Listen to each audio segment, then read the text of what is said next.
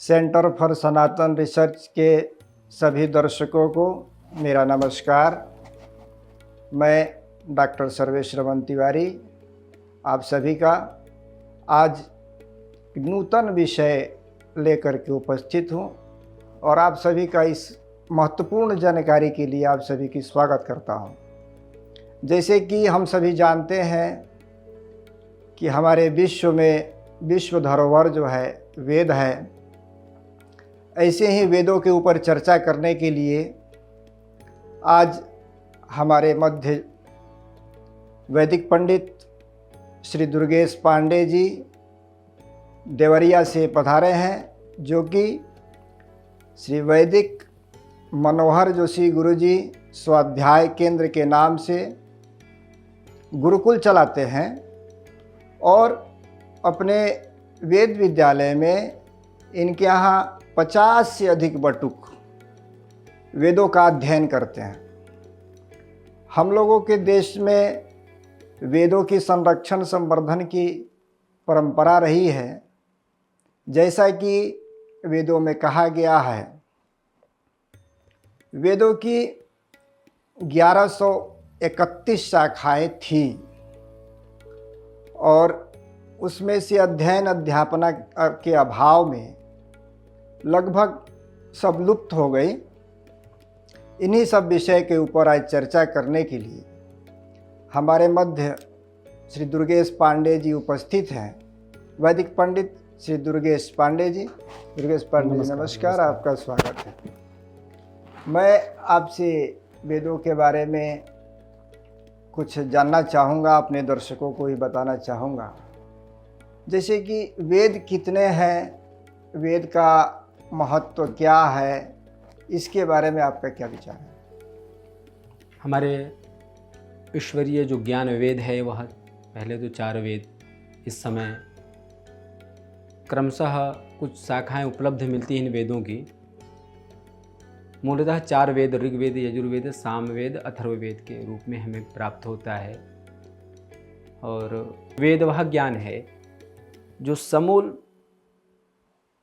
विश्व के कल्याण की कामना करता है। संपूर्ण विश्व वेदों में समाहित है। आचार व्यवहार, आचरण, संस्कार, जन्म से लेकर मरण पर्यंत संस्कारों का वर्णन वेदों ने बताया। मनुष्य जीवन से इहलोक और परलोक की सिद्धि, इहलोक के कर्मों का परलोक में फल प्राप्त होने की जो सिद्धि है वह वेदों में बताई गई है। वेदों की आवश्यकता अनादिकाल से चली आ रही है। अनादिकाल से आचरण करने वालों ने वेदों से बहुत कुछ पाया है, सीखा है, और हम भी उसी परंपरा में आगे बढ़ रहे हैं। मैं आपको बताना चाहूँगा कि वेद विद्यालय सोनू घाट देवरिया में हमारे पास, आपने जैसा कि कहा कि 50 बच्चे उपस्थित हैं, और मुझे लगता है कि वेदों का महत्व उनको आवश्यक इसलिए बताना है, आवश्यकता इसलिए आन पड़ी, और गुरुकुल परंपरा की आवश्यकता इसलिए हमारे देश को आवश्यक है कि हम विश्व गुरु के रूप में जाने जाते थे। परंतु कुछ बीच में विसंगतियां हो गई। जैसा कि आपने कहा कि 1100 शाखाएं वेद की लुप्त हो गई, कुछ शाखाएं ही उपलब्ध हैं, 21 इत्यादि की शाखाएं, 21 शाखाएं ही उपलब्ध हैं। ऐसा समय चला कि आक्रांताओं ने भी हमें नष्ट करने का प्रयास किया है। ऐसे संकट काल से गुजरते हुए हमने कुछ शाखाओं का संरक्षण किया। एक वृक्ष है, एक फल है जो बहुत प्रिय है। जैसे कि एक आम, हमारे यहाँ बोलते हैं आम्रफल बहुत प्रिय होता है, मधुर होता है, स्वादिष्ट होता है। उसी प्रकार से वेद एक स्वादिष्ट फल था और उसके अनेक वृक्ष थे। उन वृक्षों का काम क्या था? समस्त चराचर जगत में विद्यमान जीव जंतु जो हैं उनका हित करना। तो हमें लगता है कि वेदों के महत्व के विषय में यदि जानने को हम लोग प्रवेश करेंगे तो बहुत सारी, जैसे वेदों को ज्ञान विज्ञान दोनों का राशि माना गया, जैसा कि विश्व धरोहर के रूप में भी जाना जाता है। कुछ ऐसी सूक्तियाँ मिलती है, सर्वज्ञानमयो हिषः इत्यादि वगैरह आता रहता है जी। फिर मैं गुरु जी आपसे ये चीज़ जानना चाहूँगा कि जैसे मान लीजिए अभी वर्तमान इस आधुनिक काल में वेद की जो मौखिक परंपरा है, जैसा कि आपके बारे में मुझे जानकारी प्राप्त हुई है कि अभी तक देश में जैसे कि वेदों की रक्षा के लिए अष्टविकृतियों का पठन पाठन होता है, आप उसके अध्येता हैं, अध्ययन किए हुए हैं और बच्चों को भी अध्यापन कराते हैं। तो ये वेद का संरक्षण और संवर्धन किस तरह से हो सकता है, इसमें आपका क्या मत है? देखिए, हमारी प्राचीन परंपरा में बच्चों का उपनयन 8 वर्षों में हो जाता है। भगवान कृष्ण भी बाल्यावस्था में उपनयन के पश्चात उपनीता अध्यापयिता की परंपरा से वेदाध्ययन करने सांदीपनी गुरुकुल के आश्रम में गए।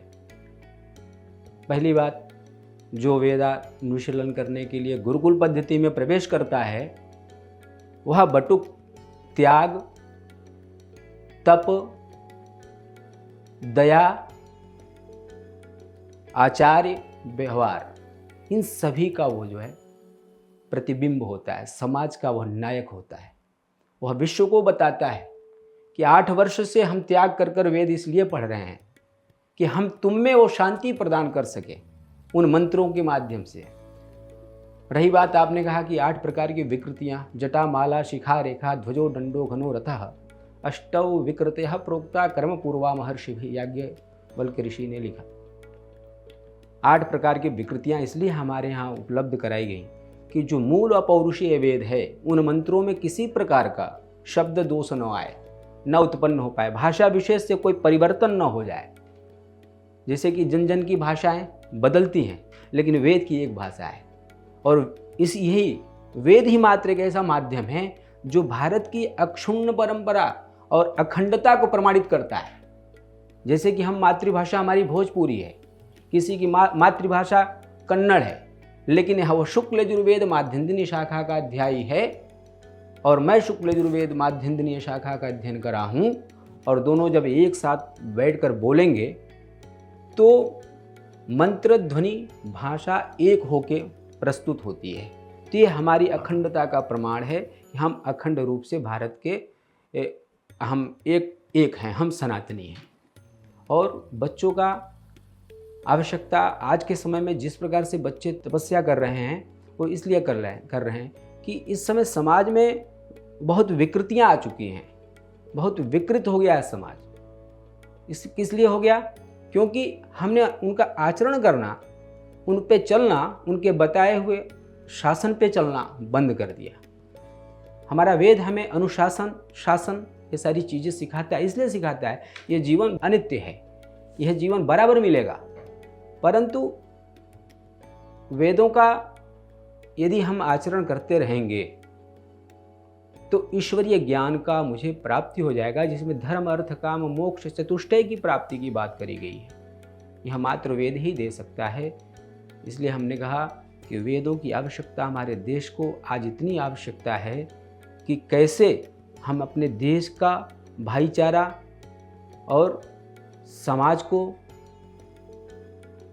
ईश्वरीय ज्ञान के प्रति अपने नित्य कल्याण की कामना से कैसे हम जोड़ सकें, कैसे उनको हम ये लाभ प्राप्त करा सकें, यह मेरा ध्येय है, मेरा उद्देश्य है। मैं वैदिक बटकों को भी ये बताता हूँ कि वेद त्याग, निष्ठा और तप का विषय है।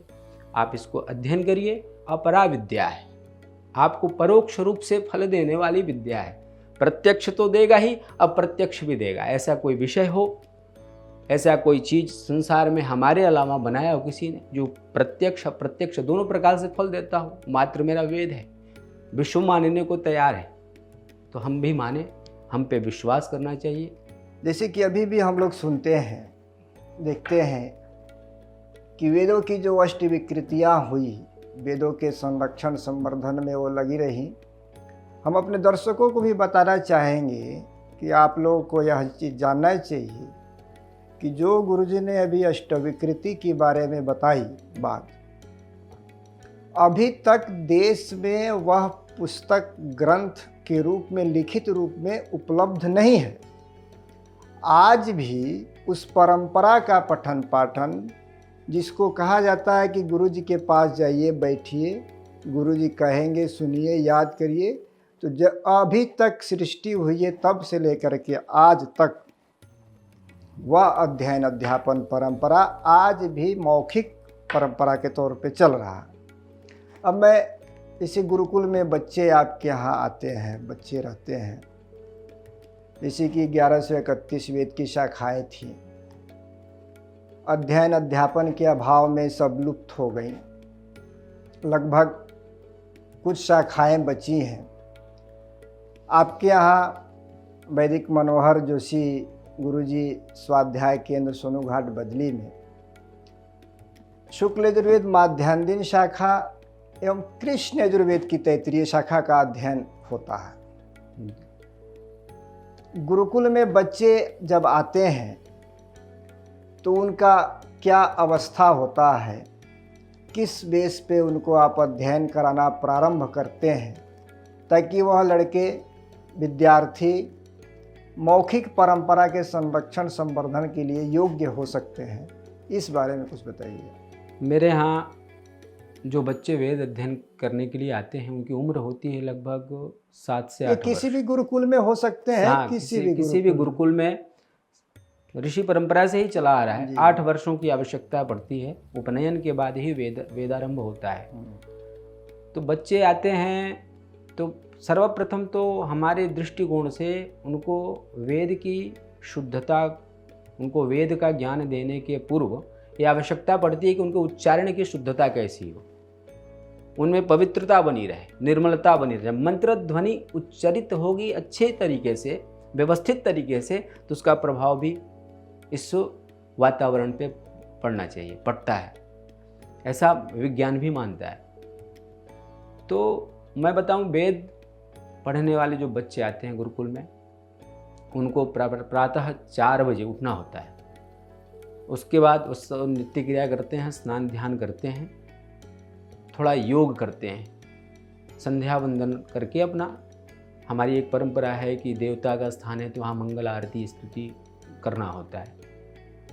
तो उनको पहले तो पुराणों का अध्ययन कराया जाता है, 1 वर्ष कम से कम उनको ट्रेनिंग तौर पे रखते हैं।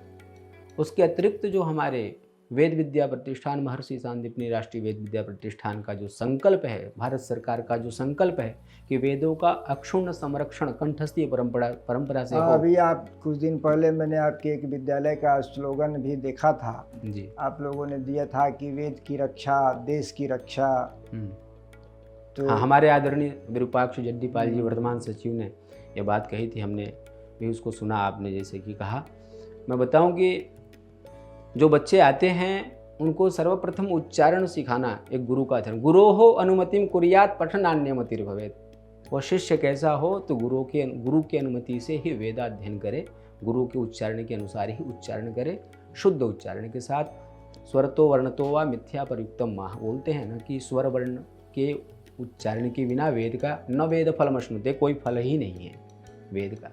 तो उनको उसमें प्रवेश दिलाने के लिए पहले तो उनको संध्या गायत्री उपासना सिखाई जाती है, उनको स्तुति पाठ सिखाया जाता है, पौराणिक श्लोक का अध्ययन कराया जाता है ताकि उनकी जिह्वा टूट सके। छोटे छोटे बालक आते हैं जिनको संस्कृत शब्द का कुछ पता ही नहीं होता है, तो बहुत सारे बच्चे ऐसे आते हैं, ईश्वरीय कृपा है कि वो आकर और 1 वर्षों में बहुत अच्छा होते हैं और आगे जाकर बहुत ऊंचाई तक जाते हैं और समाज में जाकर अपने परफॉर्मेंस से जो प्रदर्शन करते हैं वो अभी भी लोगों को लगता है क्या है, कैसा है, आश्चर्य होता है। 10 बच्चे एक साथ मंत्र कह रहे हैं, एक स्वर में कह रहे हैं। एक संगीत का भी तो देखा जाए तो हमें लोग प्रमाणित करते, उत्पत्ति हमें लोग करते हैं, ही मानी जाती है, सामवेद से जो है जैसे कि कहा गया है।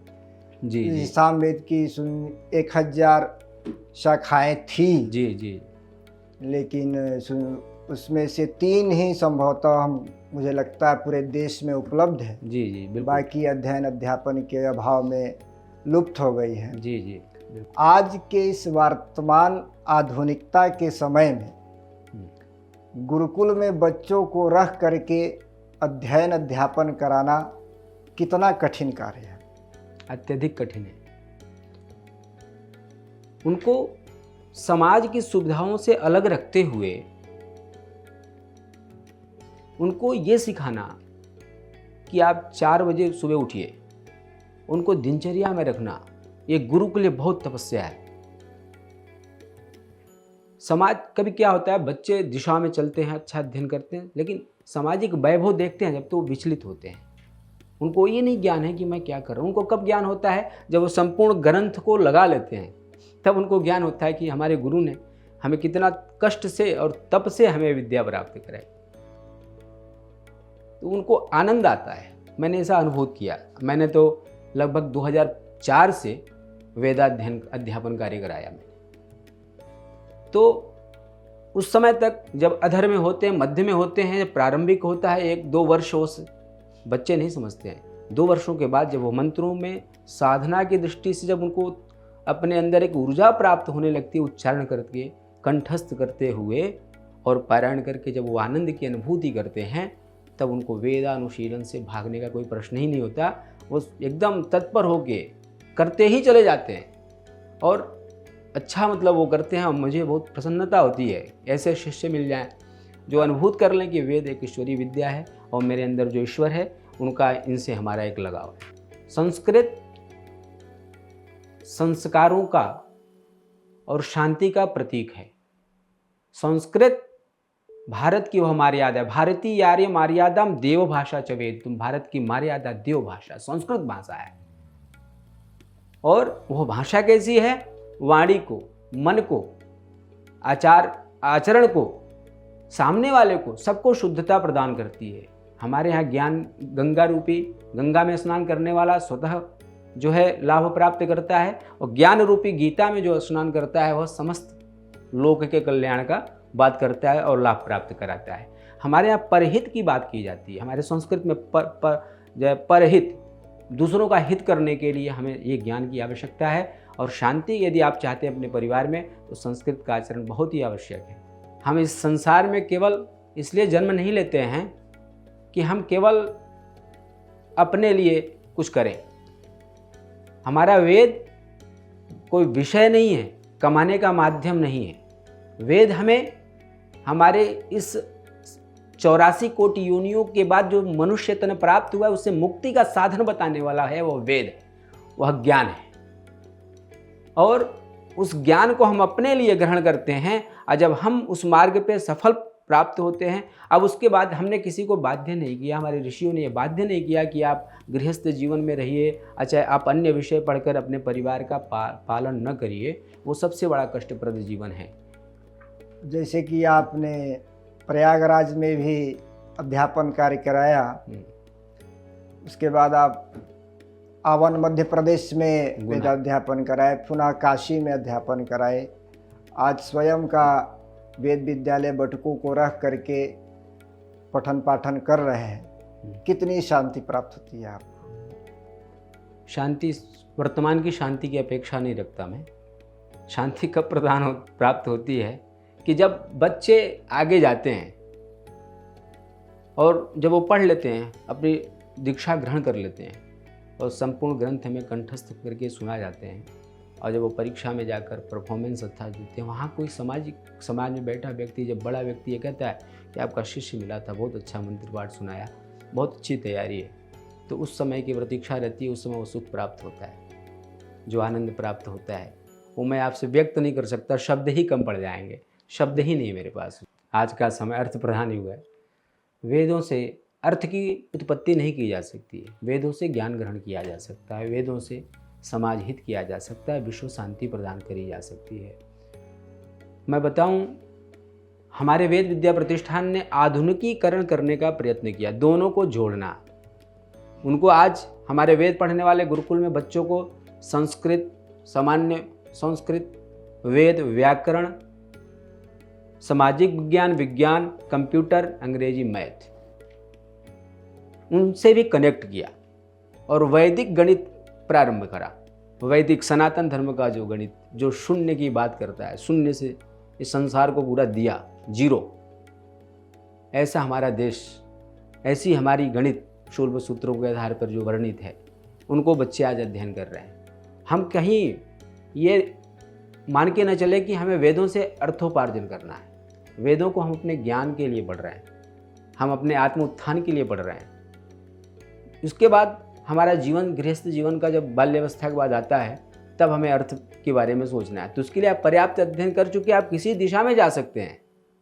आप संसाधन विहीन हैं, आप चाहे तो छोटे छोटे शोध कर सकते हैं वेद मंत्रों पर, लेकिन साधन की व्यवस्था की आवश्यकता है।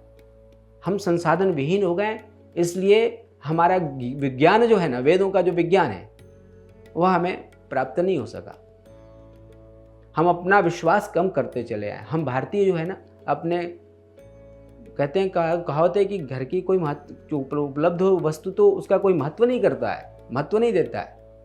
तो इतना सारा ज्ञान है, इतना सारा विज्ञान है, इन्हीं वेदों के आधार पर तो बड़े बड़े युद्ध हुए, उन्हीं मंत्रों की तो उपासना करी गई। एक व्यक्ति विशेष के लिए यदि तर्कस में बाण बनाया तो उसी को जाकर लगेगा, किसी और को हजारों की संख्या में उसी को लगना है। वो मंत्र अभी भी उपलब्ध है, साधना की आवश्यकता है। साधक हाँ कम हो गए ऐसा हैं, इसीलिए। जी, चलिए, जी। बहुत बहुत धन्यवाद। आपको नमस्कार, सभी को प्रणाम, बहुत बहुत धन्यवाद आपसे।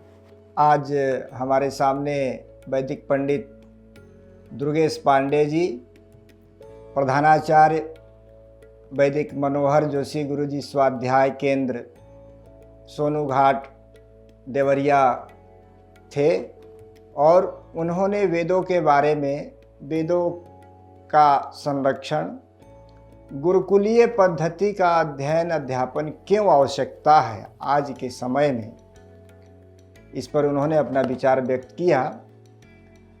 और मुझे लगता है आप सभी दर्शकों को भी जरूर इससे लाभान्वित होंगे। आप सभी हमारे चैनल पर बने रहें, इसे आगे देखते रहें। ऐसे ही ज्ञानप्रद बातों के साथ पुनः अगले किसी वक्ता के साथ मुलाकात होगी। नमस्कार।